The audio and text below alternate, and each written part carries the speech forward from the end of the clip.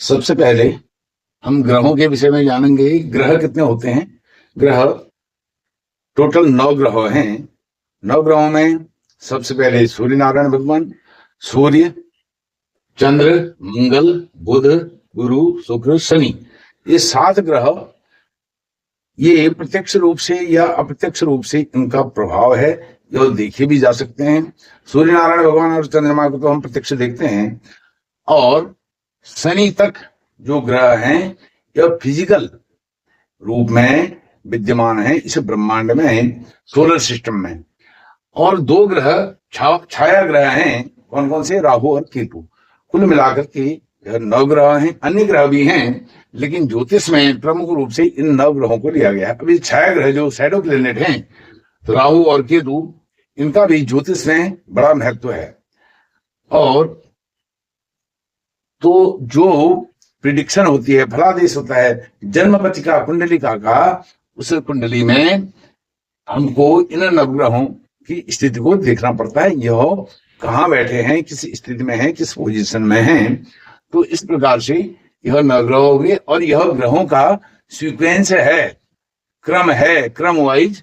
इसी प्रकार से यह ग्रह हैं। इन ग्रहों को इस प्रकार से याद करना होगा: सूर्य, चंद्र, मंगल, बुध, गुरु, शुक्र, शनि, राहु और केतु। तो इसके बाद जानने की इच्छा होती है, अब इनके विषय में विस्तार पूर्वक बताएंगे। फिर हम जानते हैं राशियां। राशि के विषय में अध्ययन करते हैं। राशियां 12 होती हैं। राशियां अर्थात साइन, मेष से लेकर के मीन तक यह 12 राशियां होती हैं। 12 राशियां कौन कौन सी हैं? वो हैं मेष, वृषभ, मिथुन, कर्क, सिंह, कन्या, तुला, वृश्चिक, धनु, मकर, कुंभ और मीन। अब राशियों का भी क्रम यही रहेगा।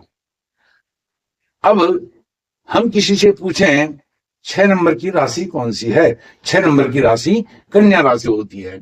6 नंबर की कन्या राशि। यदि पूछा जाएगा कन्या राशि का नंबर कितना है, क्रम संख्या कितनी है, कन्या राशि की क्रम संख्या 6 है। 6 नंबर पर कन्या राशि आती है। इसी प्रकार से मीन राशि 12 नंबर पर आती है, मकर राशि 10 नंबर पर आती है, और वृश्चिक राशि 8 नंबर पर आती है, सिंह राशि 5 नंबर पर आती है, मिथुन राशि 3 नंबर पर आती है, पहले नंबर पर मेष राशि आती है। तो इस प्रकार से इन राशियों का सीक्वेंस है, जो जोडियक है। जोडियक में, भचक्र में यह चीजें हैं। जोडियक क्या है, भचक्र क्या है? भचक्र को ही अंग्रेजी में जोडियक कहते हैं। तो जोडियक के विषय में भी आने वाले समय में हम जानेंगे। इसके बाद अब इसके जो एक राशि है, एक राशि कैसे बनती है? कोई भी एक राशि हो कैसे बनती है? जैसे मेष राशि है, कैसे बनती है? यह नक्षत्रों से बनती है, और एक राशि का मान 30 अंश या 30 डिग्री 30 डिग्री होता है। वो कैसे बनती है? वो नक्षत्रों से बनती है। नक्षत्र 27 होते हैं। उसके विषय में भी आने वाले समय में विस्तार पूर्वक जानेंगे। सबसे पहले हम राशियों को जानेंगे। राशि के बाद नक्षत्र, नक्षत्रों के बाद फिर अन्य चीजें आगे विस्तार पूर्वक आती रहेंगी। तो सूर्य आदि जो नवग्रह हैं, इनका अध्ययन विस्तार पूर्वक आगे किया जाएगा। उसके बाद मेष से मीन तक, मेघादि मीन पर्यंत, तो मेष से लेकर के मीन तक इन राशियों का विस्तार पूर्वक अध्ययन करेंगे, कैसी राशियां बनती हैं। और जो तीसरे नंबर पर बहुत महत्वपूर्ण है, वो आता है कुंडली के भाव। भाव अर्थात घर, इनको भाव भी कहते हैं, घर भी कहते हैं, हाउस भी कहते हैं। हाउस, भाव या घर अंग्रेजी में कहते हैं हाउस। तो इसमें जो यह घर है, यह पहला घर होता है। किसी भी कुंडली में यही घर पहला घर होगा। यह पहला घर है, तो रोमन में लिख दिया है इसके ठीक ऊपर फर्स्ट हाउस, फिर सेकेंड हाउस, यह third house, fourth house, fifth house, sixth house, seventh house, eighth house, ninth house, 10th house, 11th और 12th हाउस। जितनी राशियां होती हैं उतने ही घर भी होते हैं, भाव होते हैं, अर्थात हाउस भी होते हैं।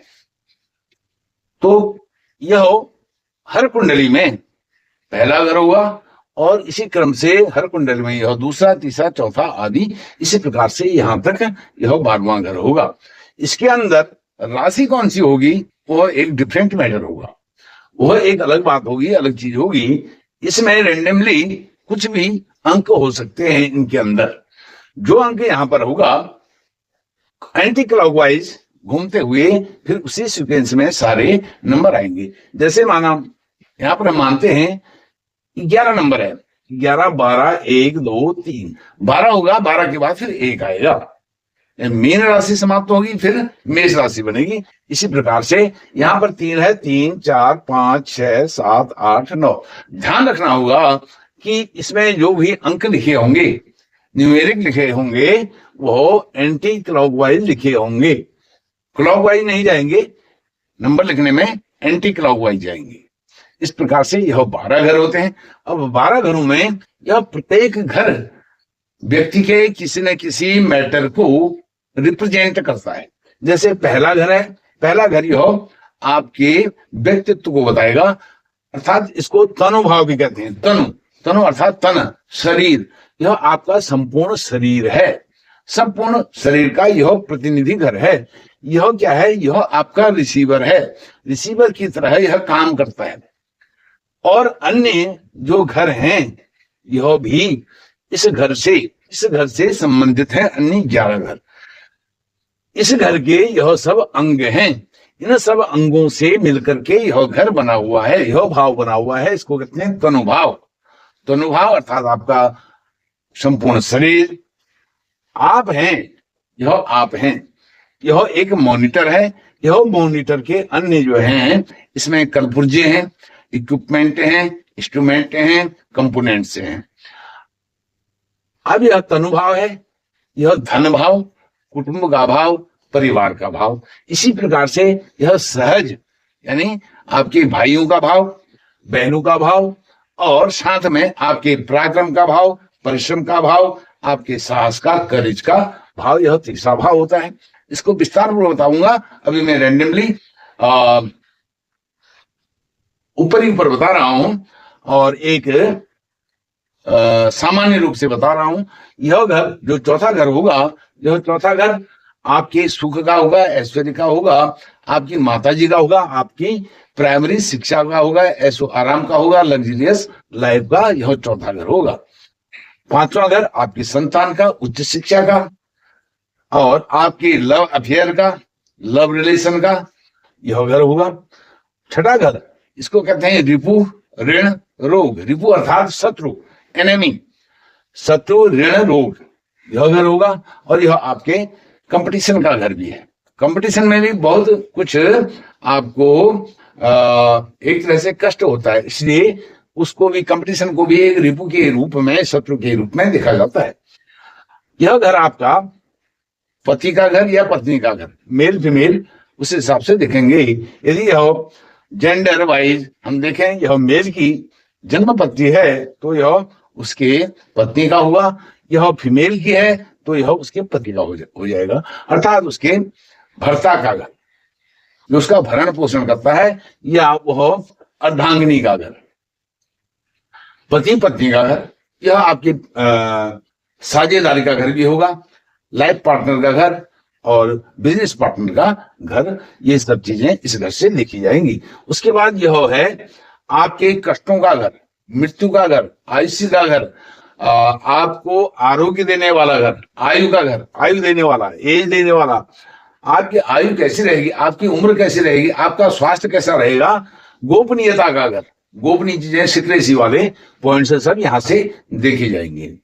आपके गोपनीय गुप्तांग आदि भी यहाँ से उनको एनालाइज किया जाता है। यह है भाग्य का घर। भाग्य है नौवां घर, नौम भाव, 9th हाउस।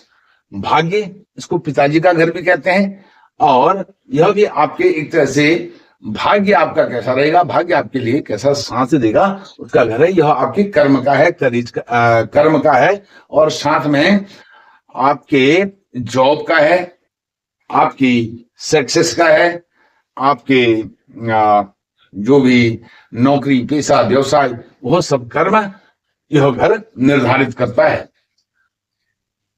यह घर जो है 11वां घर, यह कर्म का हो गया, यह आय का घर है।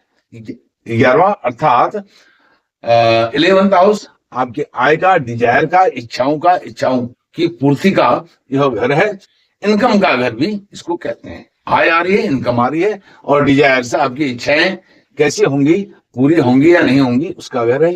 यह जो अंतिम घर है 12वां 12th हाउस, या 12th हाउस आपके खर्चों का घर है, एक्सपेंसेस का घर है, आपकी यात्राओं का घर है, विदेश यात्रा का घर है, और आप कंजूस हैं, माइजर हैं, या फिर आप अच्छे दिल खोल करके खर्च करने वाले हैं, बचा करके चलने वाले हैं, मितव्ययी हैं, अपव्ययी हैं, कैसे हैं, वो यह सब यहां से देखा जाएगा, खर्चे कितने आपके हो रहे हैं। कुल मिलाकर के जो यह पहला हाउस है, यह रिसीवर है, अन्य सब इसके सप्लायर है। यदि अन्य ये घर आपका, रिसीवर आपका अच्छा है, मजबूत है, बलशाली है, बलवान है, तो अन्य घर भी इसकी सहायता करते हैं। जैसे हम जानते हैं, जो बलवान होता है, शक्तिशाली होता है, उसके दोस्त अधिक होते हैं, उसके शत्रु कम होते हैं। उसी प्रकार से, और वह सब दोस्त मित्र सब उसकी सहायता करते हैं। इसी प्रकार से यह बलवान होने पर सभी अन्य 11 जो इसके हेल्पर हैं, हेल्प करते हैं, वह बहुत अच्छी तरह से मदद इसकी करवाते हैं। तो इसके विषय में अन्य जानकारियां विस्तार पूर्वक बताएंगे। सबसे पहले ग्रहों के विषय में बताएंगे, फिर बताएंगे राशियों के विषय में, फिर अंत में आएंगे भाव।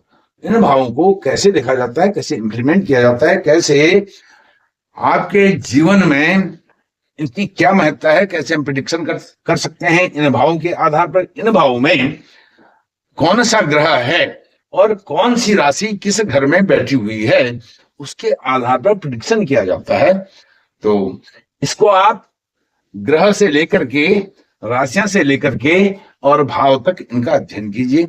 9 ग्रह होते हैं, 12 राशियां होती हैं, 12 ही भाव होते हैं या हाउसेज होते हैं। फिर इसके बाद जो अगली क्लास होगी उसको फिर देखते हैं। तब तक आप इसका अध्ययन कीजिए।